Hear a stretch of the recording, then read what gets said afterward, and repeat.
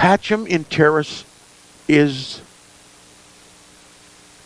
how the papacy is going to operate from now on, post-Vatican Council II.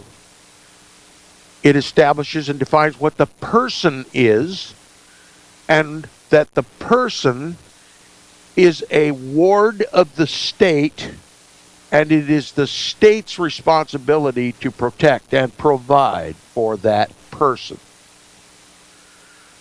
Now, Nicholas might even want to jump in here. We're running out of time, but the person is not you. The person is a creation of the Vatican, and it is paper, essentially. It's created when you're born. Your mother went to the hospital, delivered you on a delivery table. The doctor put your footprint on a document called the Certificate of Live Birth. Okay? Then that certificate of live birth went from the administrator of the hospital to the state.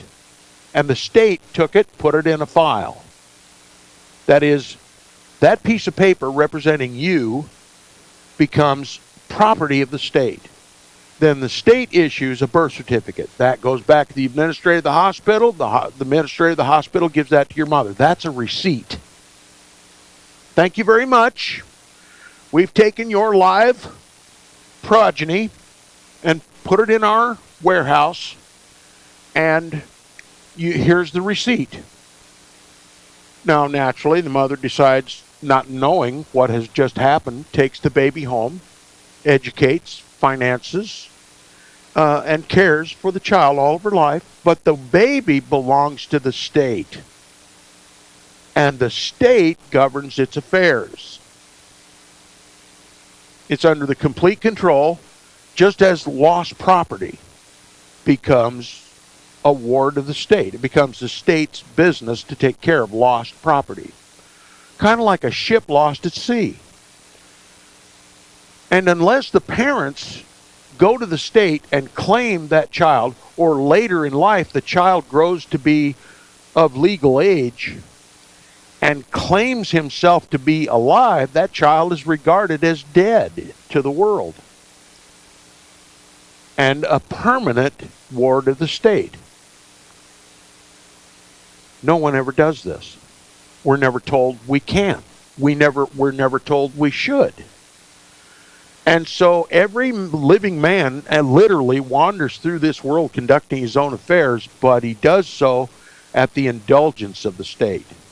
And at any time during that child's life, if the parent is regarded as a heretic by the state, or by the church rather, and then implemented by the state can come in and take the child in custody and can arrest the parents for bringing up the child a heretic. And they can use any pretense for that. Abuse, you name it. Any justification at all. The state can literally come and take physical possession of the child and put it in someone else's custody because it belongs to the state. Did you know you were state property? I didn't know I was state property until a couple years ago. But that's what Rome created. You see, if one creates something, then one is the Lord over it.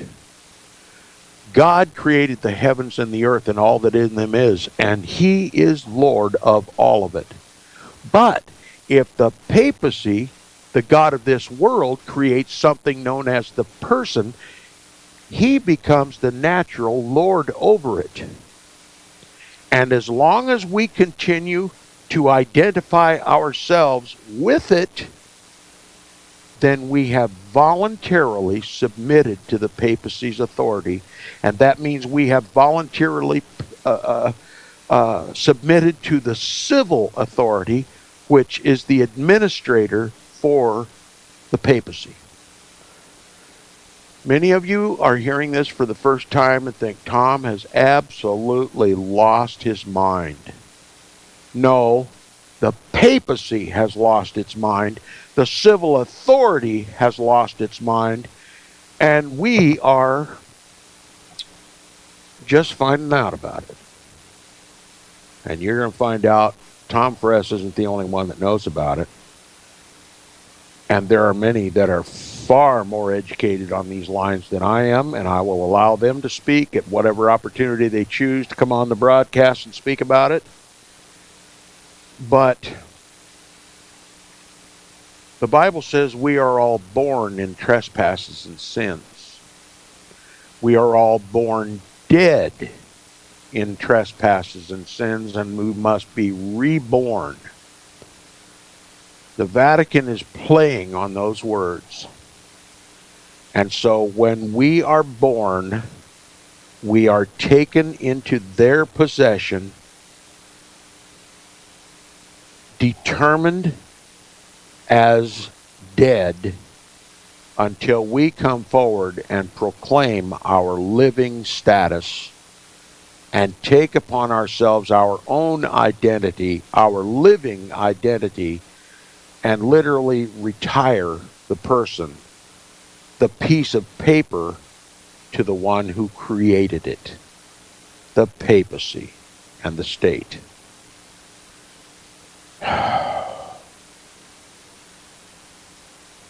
The truth is stranger than fiction. But after all, we're dealing with Satan. Satan who has no power over us unless we yield to him. And Satan has used the papacy to literally claim us as dead, already dead, until we claim our living man status. And he does it with the help of the papacy and the civil power. Do you own a piece of paper, driver's license, birth certificate, driver's license, with your name in all capital letters? That's not you. That's the person that the papacy created through the state. And as long as you continue to identify yourself with it, you're confessing yourself to be dead and in need of papal and civil control. You're submitted to civil jurisdiction, civil possession. And then all the laws that they pass, which governs the person, you are subject to. And if those laws contradict God's holy law, you must obey the civil law. And that's how Romans chapter 13 is now interpreted in the churches. We must obey the civil law. When in fact, Romans chapter 13 describes the civil law as the servant of God, not the servant of the Pope. Have I broadened your understanding a little bit?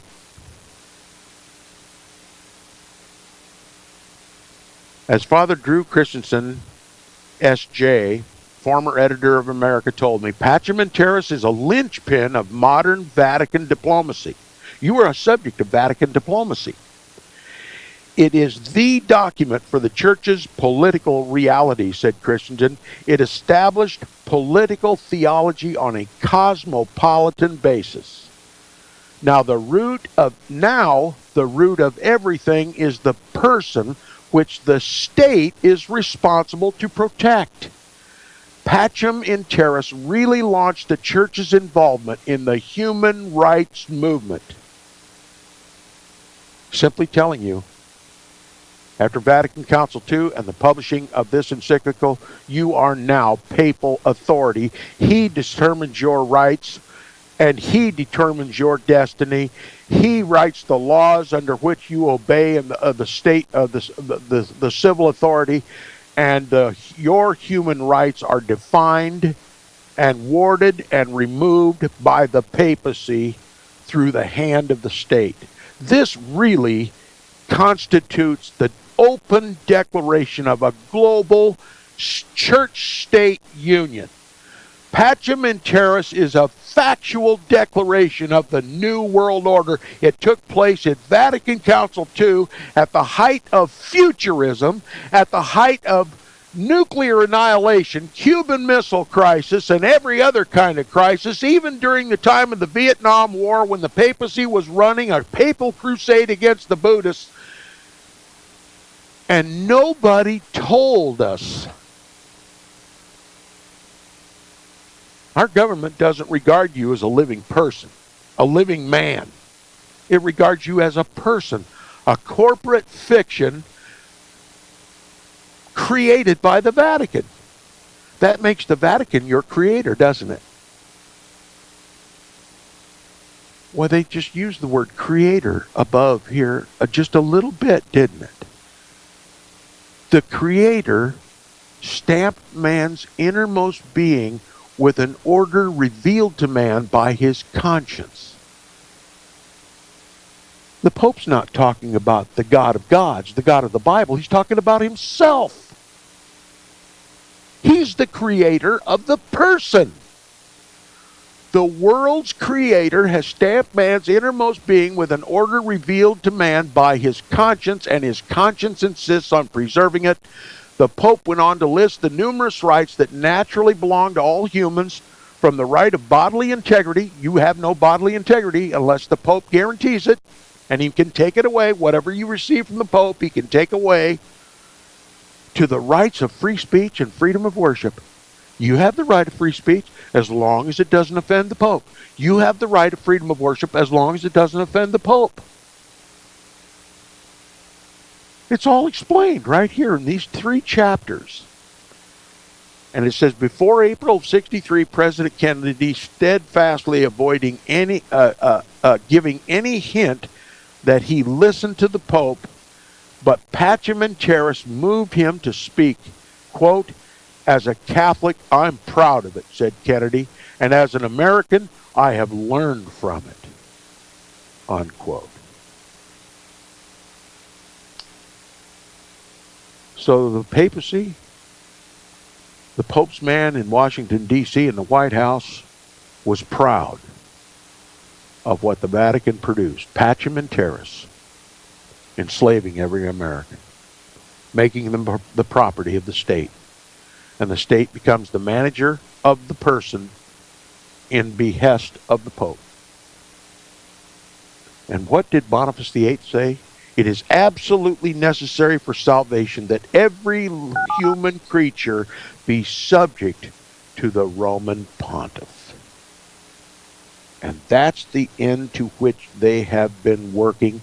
That is what they have accomplished in the New World Order. A global restoration of the old world order. Protestantism is dead. Unless God revives it. God hasten the day